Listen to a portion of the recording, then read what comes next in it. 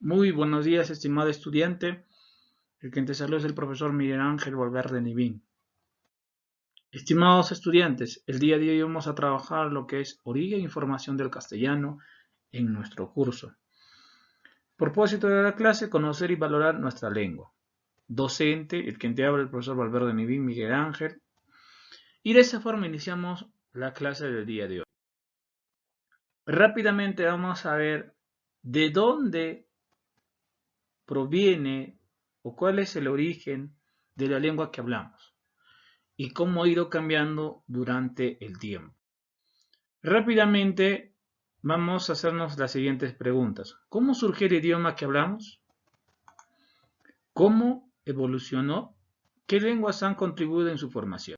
Y para eso, rápidamente me voy a ubicar en la historia universal. Recuerda que antes que lleguen los romanos a la península ibérica, ya existían algunos pueblos, algunas culturas, y cada cultura tenía su propia lengua. Pero cuando el imperio romano, o la cultura, en este caso romana, empieza a crecer y empieza a expandirse, cada cultura viene, en este caso, o cada imperio, somete con sus costumbres, con sus tradiciones, con su religión y su lengua. Entonces, es lo que pasa con lo que es la época en que Roma empieza a crecer, ¿no? Va sometiendo poco a poco y va entablando su lengua. En este periodo es conocido como la época prerromana. Como te estaba comentando, antes que lleguen los romanos, ya en la península ibérica, pues existían pueblos, ¿no? Pueblos, culturas como los íberos, celtas, vascos, fenicios, griegos y cartaginenses.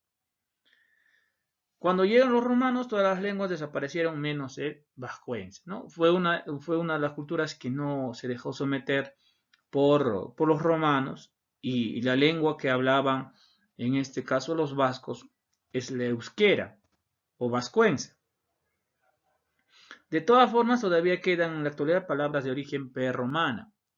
Hay palabras como barro, cabaña, cerveza, salmón, carpintero, conejo, charca, perro, lanza y balsa, entre otros, que no son propios de la cultura romana o de la lengua romana, que en este caso es latín. Justamente ahí en la imagen podemos observar qué culturas son las que, bueno, pues existían, ¿no? En la península ibérica. Están los celtas, los vascos, íberos, griegos y cartaginenses y por ahí fenicios, ¿no? Pero de este grupo, los vascos son los que no se dejan someter por los romanos. La llegada del latín. Los romanos llegaron a España en el siglo II antes de Cristo. Trajeron su civilización más avanzada. Como te comentaba, traen todo los romanos. Y tú sabes que los romanos someten a las otras culturas en base a la fuerza. Y las grandes legiones, los soldados, son los que iban de pueblo en pueblo arrasando, ¿no? Sometiendo para que puedan formar parte del imperio. Dentro de esas costumbres o las tradiciones, bueno, está la lengua, el latín, pero no el latín clásico. En el Imperio Romano se habló dos tipos de latín, el latín culto y el latín vulgar. Efectivamente, el que se expande y el que se habla casi en toda Roma es el latín vulgar. ¿Por qué? Porque los que manejaban o los que utilizaban este tipo de lengua, latín vulgar, eran los soldados. Y como te decía anteriormente, los soldados son los que llegan a someter a casi todos los imperios. Ellos son los que iban de pueblo en pueblo. Entonces imponían el latín vulgar. Rápidamente vamos viendo en la siguiente diapositiva. Las lenguas prerromanas compitieron con el latín durante algún tiempo, hasta que poco a poco éste las dominó. El País Vasco no sufrió la dominación romana como el resto de la península. Por eso conservó su propia lengua. La mayoría de las palabras del castellano proceden del latín. Recuerda, el 70% de las palabras de nuestra lengua que hablamos proviene del latín, ¿no? Del latín. Los días de la semana, por ejemplo, en este caso los meses del año, muchos nombres de ciudades y pueblos, entre otros. Rápidamente vamos viendo la siguiente imagen de cómo Roma empieza a expandirse, de cómo Roma empieza a someter, ¿no? Ahí está, ya cuando Roma decae, cuando Roma pierde poder, cuando Roma es invadido por los visigodos, los bárbaros, ya cada país aparece con su propia lengua.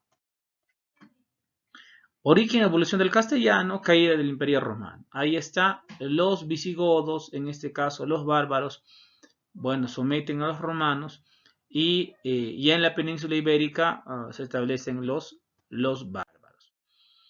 Invasión de los visigodos. Durante el siglo V después de Cristo, los llamados pueblos bárbaros invaden a la península ibérica. Los más importantes fueron los visigodos. Recuerda, mi estimado estudiante, Roma llega a la península ibérica, entabla su lengua, que es el latín, ¿no? Latín vulgar y latín culto. El culto se queda para la realeza, para la aristocracia, para la familia de los emperadores.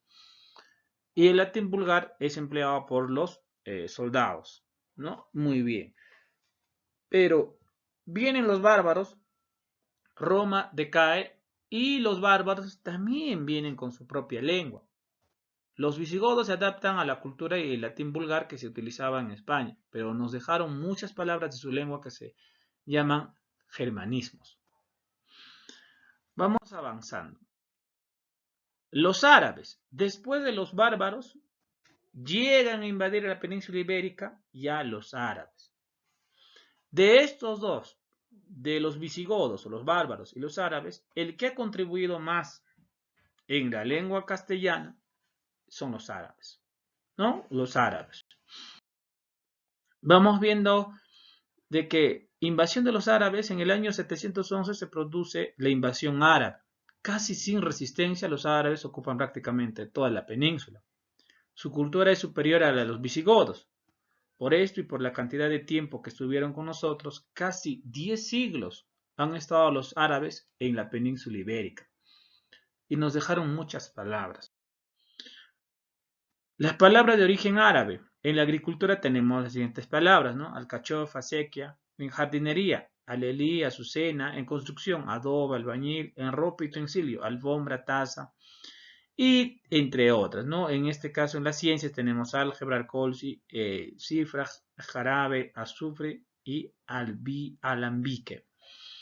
Vamos viendo, mi estimado estudiante, que si hago una comparación entre los visigodos y los árabes son hombres más preparados, ¿no? Más preparados. Nacimiento y expansión del castellano. Ahora, ya viendo el origen de nuestra lengua, vamos a ver en el norte de España, ya cuando Roma decae, te comentaba que ya aparecen naciones y cada nación tiene su propia lengua. En el norte de España, los cristianos hacen frente a los árabes. En pequeños grupos, su lengua va evolucionando con el paso de los siglos para dejar de ser el latín y formar una lengua nueva, el castellano. Durante la Reconquista, los cristianos van ganando terreno a los árabes, y con ellos la lengua castellana se va extendiendo hacia el sur de la península, al finalizar el siglo XIV, y el castellano es la lengua más usada en España. Entonces en la parte norte de España hay un grupo que se niega, ¿no?, a la invasión, el sometimiento de los árabes, y lucha y al final va ganando, y de esta forma el castellano también va ocupando el terreno. Rápidamente vamos a ver la siguiente diapositiva, mi estimado estudiante, la expansión del castellano. Recuerda que el castellano nació en la parte norte de Castilla, en España, en una zona comprendida entre Cantabria y Burgos. A la vez que el castellano, y debido a diferentes evoluciones del latín, se desarrollaron otras lenguas que se extienden frente a la dominación de árabe. El vasco, en cambio, permaneció aislado y sin alteraciones con el paso de los siglos gracias a su situación geográfica. Tal vez el lugar donde vivían los vascuenses es lo que le originó a los romanos que no puedan someterlo, ¿no? Difícil de acceder. Distribución del español en el mundo. En Hispanoamérica se habla en España, el español se habla en Argentina, Bolivia, Colombia, Costa Rica y entre otros.